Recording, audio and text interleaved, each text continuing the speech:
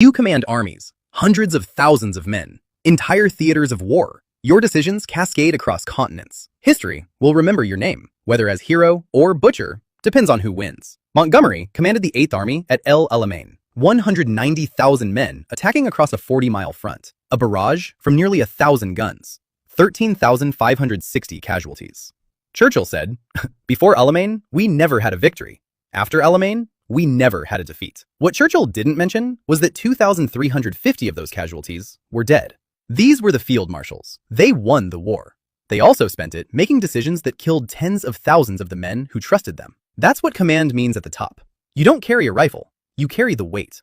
The math is simple. 3.5 million men served in the British Army from 1939 to 1945. 569,000 became casualties. Everyone served the same king. Not everyone paid the same price. This was the British Army. Not a brotherhood, a hierarchy. A machine that processed men into soldiers and soldiers into statistics.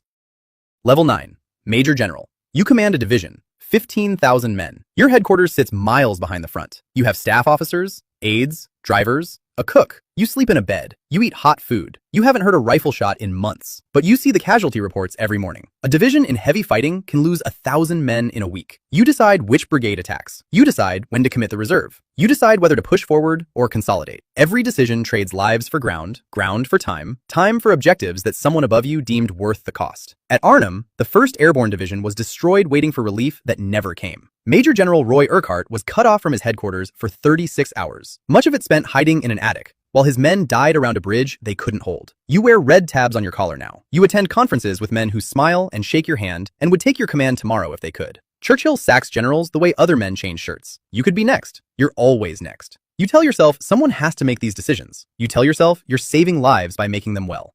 Some nights, you almost believe it. Level 8. Lieutenant Colonel. You command a battalion, 800 men, 4 rifle companies, a headquarters company, a support company. You know these men by name. You've trained with them, eaten with them, and now you make decisions that kill them. In Normandy, a battalion might lose 30 to 50% of its strength in days. You don't see them die. You read reports, casualty figures, replacement requests. But you remember teaching a corporal to read maps 6 months ago, and now his name is on a list, and he's never going home. At Arnhem, John Frost held the bridge with 740 men of the 2nd Parachute Battalion. 4 days against 2 SS Panzer divisions. 8 of 9 battalion commanders in the 1st Airborne were killed or captured. The division lost 80% of its men.